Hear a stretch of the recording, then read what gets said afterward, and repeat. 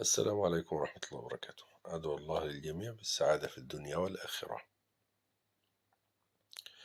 النهاردة إن شاء الله هنتعلم مع بعض رسم المياه الشفافة بشكل سهل وبسيط بخطوات منظمة وسهلة. هنطلع المية كما نراها الآن. كما سنشاهد أيضا رسم تفاصيل الأشجار دي ورسم تفاصيل البيت القديم اللي معانا. في البداية هندي المساحات الأكبر في اللوحة اللي معانا، وهي مساحة أوراق الأشجار باللون الأخضر. ولكن وإحنا بنضع الألوان المبدئية بنراعي الضوء والظل، اللون الغامق واللون الفاتح بالنسبة لكل عنصر إحنا بنرسمه. يعني الشجر، أوراق الشجر اللي إحنا بنرسمها الآن، تلاحظ إن أنا وضعت باللون الغامق على اليمين وباللون الفاتح على الشمال، الإضاءة من الشمال طبعا. ودمجنا الألوان بشكل مبدئي.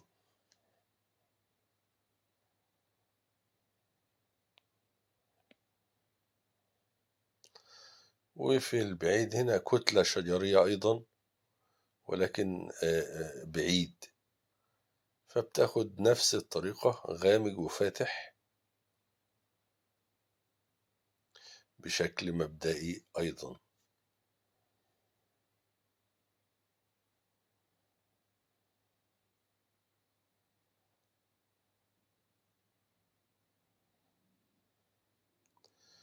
بدون تفاصيل وضعنا الألوان المبدئية لأوراق الأشجار، وبنبدأ من الأفق البعيد بضربات بألوان فاتحة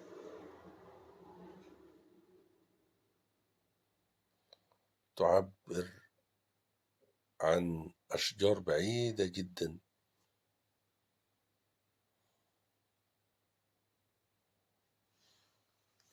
ونقترب شيئا فشيئا بالملامح اللي معانا.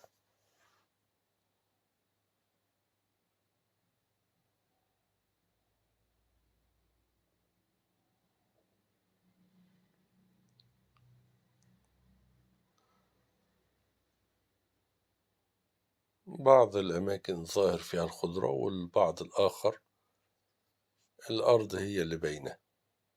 وفي القريب هنا بنحدد مجرى القناة المائية اللي من خلالها نرسم المياه الشفافة. في هذه الدقائق حددنا جزء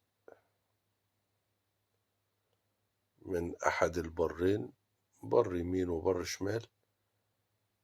ده البر الشمال اللي احنا شغالين فيه ده، وهنحدد سريعا البر اليمين، والجزئية الأكبر هتكون هي المياه الشفافة. وفي الجزء اليمين ده بيت قديم أو عش قديم أو استراحة قديمة.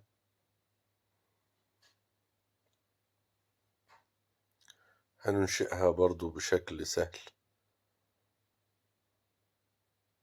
وطبعا انعكاسها في المية تحت بنفس الألوان. وضعنا الانعكاس في المياه.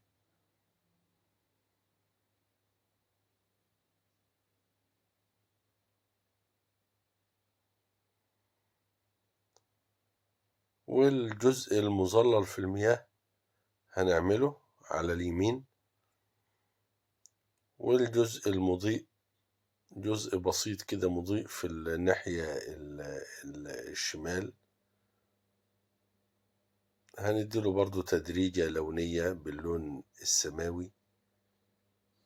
وطبعا في البداية كده بندي ألوان مبدئية ما فيهاش أي ملامح، هكذا زي ما احنا شايفين، وبنبدأ ندي الملامح الآخر في كل مساحة احنا وضعناها.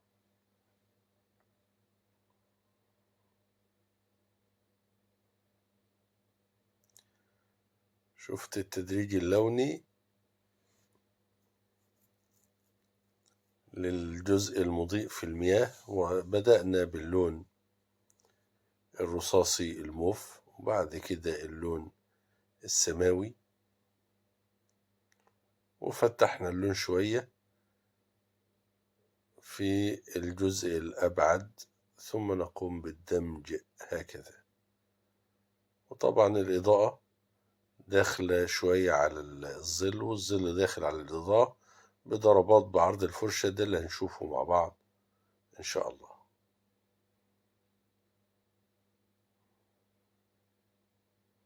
بنحدد جسر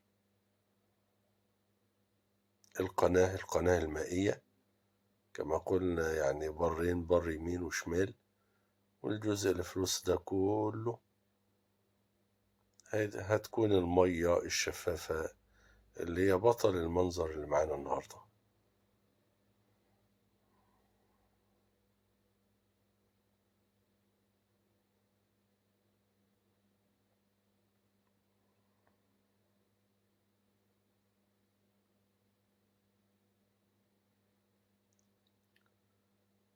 بنحدد الحرف المائل بالنسبة للبر اليمين، حددنا الجزئية المائلة، والآن بنحدد المية باللون الزيتي.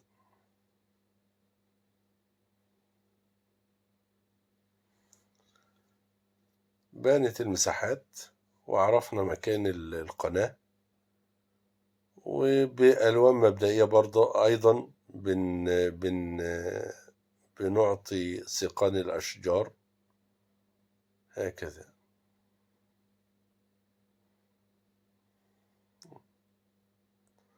وبعد قليل سنعطي ملامح هذه السيقان بشكل سريع إن شاء الله.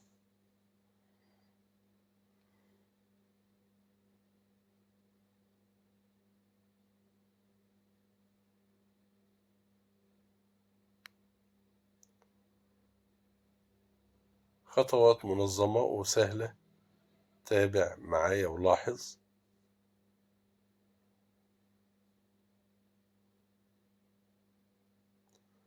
انعكاس الأشجار في المياه هكذا، والجزئية التانية برضو نفس الكلام. ولكن هذه الانعكاسات لسيقان الأشجار بنضرب عليها بضربات عرضية مهتزة.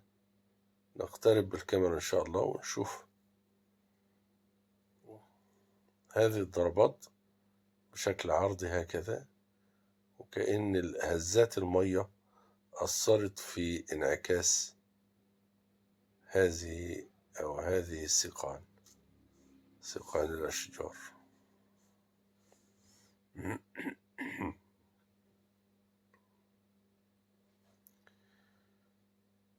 تتحدد ملامح المياه بهذه الخطوات شيئا فشيئا. وضعنا انعكاس الغرفة اللي موجودة، الغرفة القديمة دي، وانعكاس سيقان الأشجار، والجزء المظلل في المياه بسبب الأشجار والبيت القديم. والآن بنضع لون أخضر في قاع أو أرضية القناة، هذه القناة المائية. في القاع موجود اللون الأخضر ده، وكأنه الريم اللي بيكون في المية، وهيظهر إن ده تحت المية لما نضرب بضربات عرضية كده لمعة المياه والأمواج الخفيفة والاهتزازات الخفيفة في المياه. الآخر هنشوفها بشكل سريع برضو سهل، فهتظهر هذه الأجزاء أو قاع القناة سيظهر وكأنها تحت المياه بشكل حقيقي وواقعي. كما قلنا بنضرب بضربات عرضية من الظل للنور، ومن النور واللي هو الضوء يعني للظل، ده اللي هنشوفه أيضا أثناء رحلتنا إن شاء الله.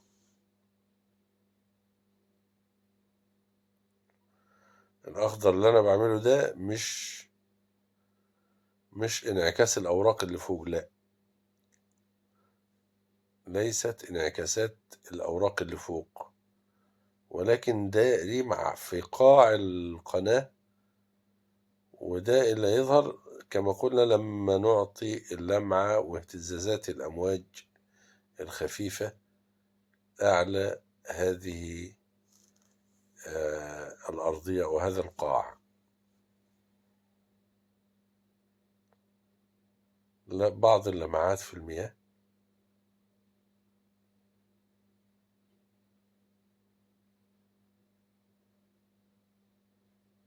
لاحظ هذه الخطوات جيدا.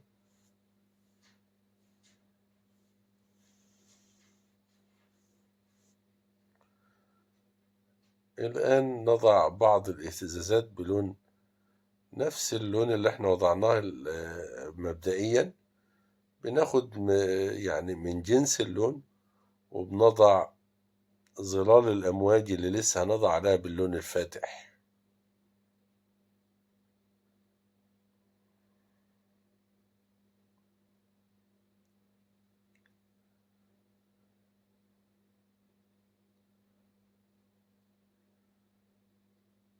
نقوم بزيادة التباين في بعض الأجزاء.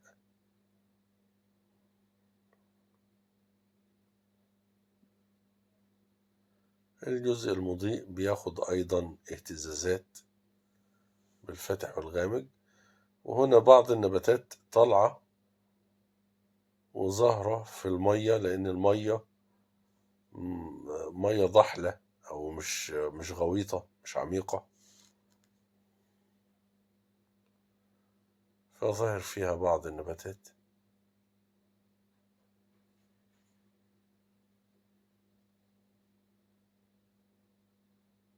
باللون الغامق الأول، وبعد كده بنضرب عليه بضربات فاتحة شوية من الأعلى.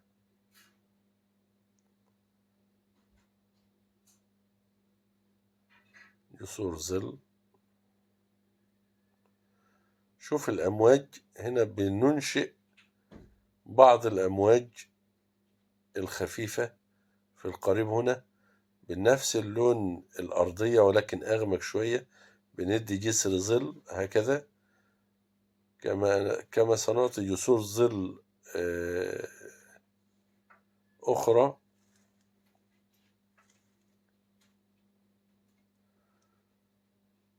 جسور ظل ثم نضع عليها بجسور الضوء، فتبدو وكأنها أمواج وراء أمواج خفيفة كده، وشفة الأرضية من تحت، في شفافية عالية خالص في المية. وضعنا جسور الظل، الآن نضع جسور الضوء سريعا باللون السماوي، ولكن الضوء في الأجزاء القريبة اللي عملنا لها جسور ظل هتكون الإضاءة من جنس اللون، مش باللون السماوي، ولكن اللون السماوي هنا في الجزء ده ظاهر شوية هكذا. جسور ظل اهتزازات الماء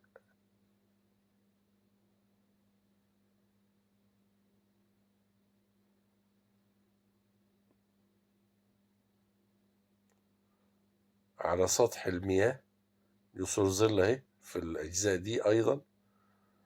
وبعد جسور الظل طبعا بنوزع الظل كده بعد ما بنحطه، وبعد كده بنحط عليه بجسور الضوء هكذا. ساعة ما هبعد بالكاميرا هتبدو هذه الجسور من الضوء والظل وكأنها أمواج خفيفة، فبدأ اللون الأخضر تحت كأنه تحت في المية، والمياه ليست عميقة، ولذلك في شفافية عالية جدا لدرجة إن أنا شايف قاع المية والألوان اللي تحت في قاع هذه القناة. دي أمواج خفيفة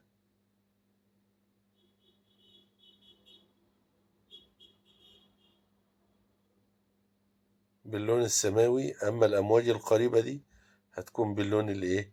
لون مناسب لمساحة اللون اللي أنا شغال عليه. البن الفاتح، وعملنا الجسور الظل ببني أغمق شوية، والآن فتحنا البن ده بلون أبيض وبدأنا نضع جسور الضوء، فبدت وكأنها أمواج هكذا. الأمر سهل وبسيط، لو اتبعنا هذه الخطوات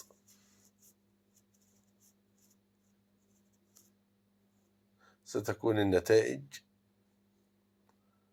كما نراها الآن. بنزود في المرتفعات، مرتفعات الأمواج، الأماكن المرتفعة بالضوء شوية، شيئا فشيئا. طبعا قاع القناة ظاهر الآن بتكون فيه بعض التعريجات والتمويجات الخفيفة بنعملها الآن. ده ظل اهو، وبعد قليل هنضع ضوء على هذه التعريجات. طبعا في القاع ظاهر بعض الأشياء إذا كانت حجارة أو أشياء في القاع ظهرت معانا. بنزود الظل هنا شوية يزود التباين ويجسم هذه الأمواج الصغيرة الخفيفة.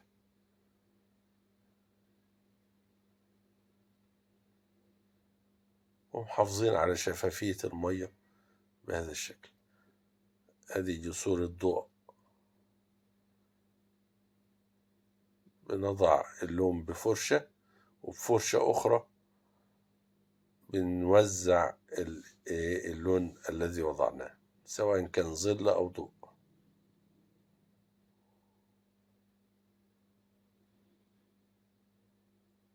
عندما نبتعد بالكاميرا ستبدو هذه المياه وكأنها شفافة جدا، وهذه أمواج من أعلى، ولكنها لم تحجب القاع، فألوان القاع ظاهرة.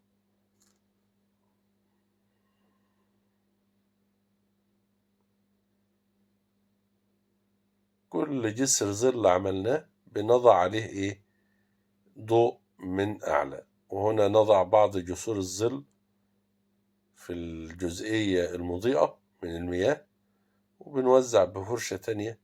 وكما قلنا هنضع زي ما وضعنا جسور الظل هنضع جسور الضوء الآن إن شاء الله. نحط اللون بفرشة، وبفرشة تانية بنوزع الإضاءة، وكذلك الظلال وضعنا ضوء هكذا كما وضعنا الظل، وبنوزع أيضا كما وزعنا ودمجنا لون الظل.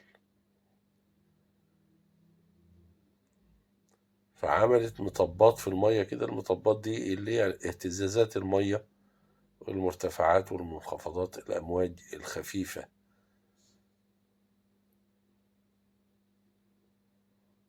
لما بعدنا بالكاميرا ظهرت المياه بشكل ملفت، وبدت وكأنها مياه شفافة بالفعل. ثم ننتقل بعد ذلك للعناصر الأخرى في رسمتنا. البر أو الحرف اليمين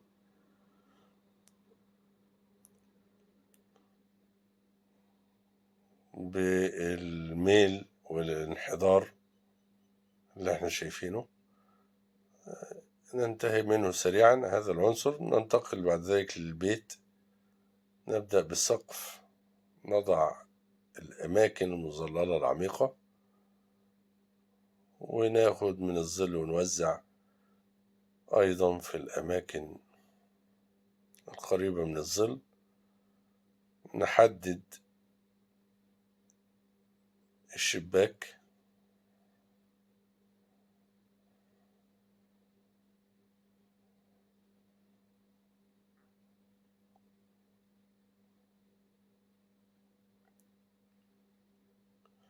مجسم الحائط في الشباك، وفي كنار سريع كده يدور حول الشباك. بمجرد ان احنا نعمل جسر ظل ونوزع منه للخارج، يظهر معاك ان ده يعني الكنار مرتفع شوية. والعمق اللي في الشباك بمجرد ما نضع لون غامق، اللون الأسمر الغامق، هيظهر على طول إن ده عميق، والظلام اللي هو داخل الحجرة.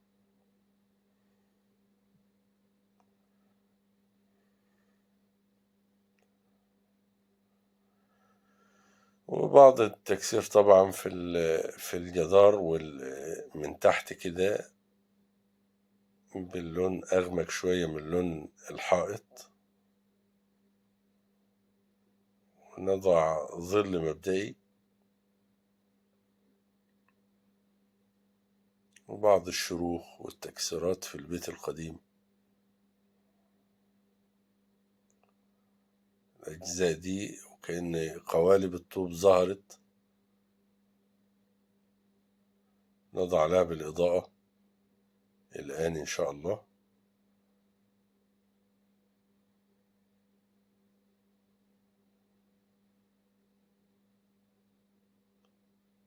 الجزء المرتفع ده بنضيئه بشكل أكتر شوية، وكلها ضربات عرضية وكأنها تجاعيد البيت القديم والبنايات البدائية دي.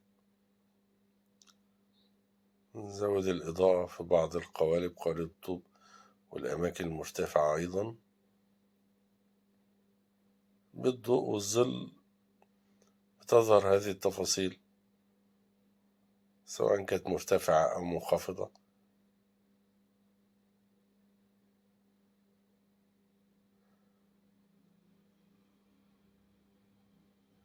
وبلون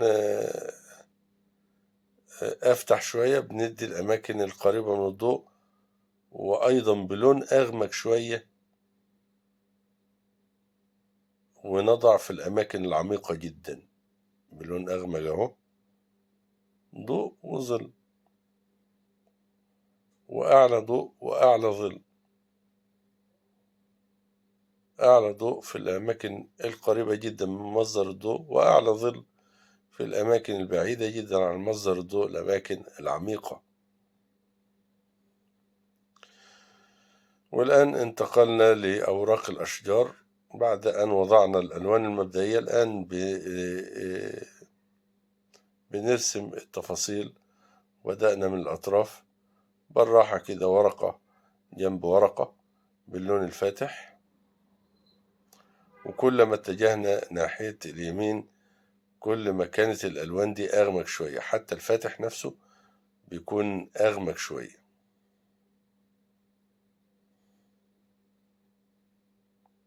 يعني في فاتح وفي أفتح، وفي غامق وفي أغمق. كما قلنا أعلى ضوء، في ضوء وفي أعلى ضوء، وفيه ظل وفي أعلى ظل. شفت هنا في الأماكن المظللة تلاحظ إن اللون أخضر شوية غير اللون اللي فيه الأصفر اللي هو قريب من الضوء ناحية الشمال. لما اتجهنا وبدأنا نضع الأوراق في الناحية اليمين، خلينا الأوراق بلون أخضر داكن أكثر. طبعا في الأطراف العالية في الأغصان بتاخد أوراق أفتح شوية، اللي هي أعلى أوراق، فهي معرضة للضوء بشكل أكبر شوية من الأوراق العميقة. وأيضا حتى في السقان أوراق الأشجار مظللة على السقام من فوق بشكل كبير شوية، وكل ما نزلنا لتحت كل ما كانت الإضاءة أكتر شوية.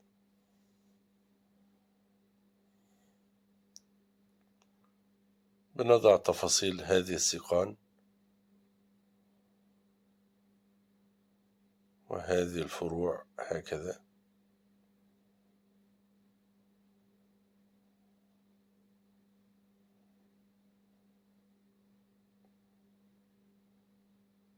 بعض الفروع ظاهرة من بين الأوراق.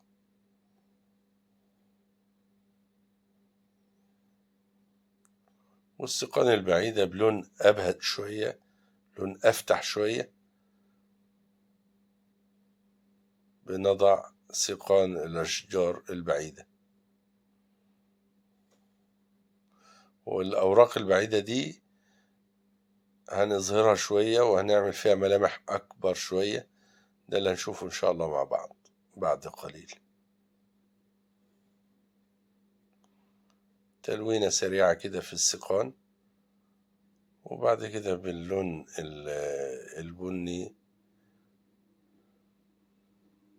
بعض الضربات، وبعد كده اللون الفاتح ناحية الشمال هكذا ضربات، وبفرشة تانية وننعم هذه الضربات بسحبة خفيفة كده. هنشوف الآن هكذا.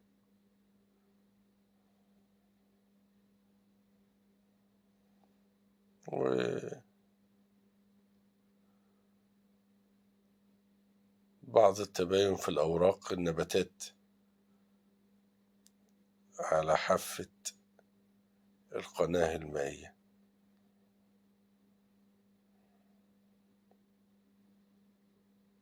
نزود الظل شوية في النباتات، ده بيعمل معانا تباين أعلى شوية.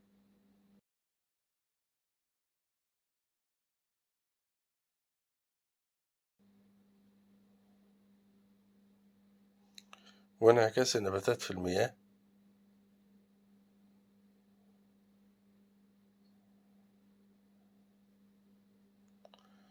والأوراق أوراق الأشجار البعيدة أيضا هكذا، ولكن بلون فاتح، أخضر رصاصي فاتح، لون ضبابي شوية يعبر عن البعد يعني. لتنتهي رحلتنا مع بعض اليوم. أدعو الله للجميع بسعادة الدنيا والآخرة، وعلى أمل اللقاء بكم ومنظر جديد وأجواء جديدة وملامح جديدة. لكم مني أطيب المنى وأسمى الدعوات، والسلام عليكم ورحمة الله تعالى وبركاته.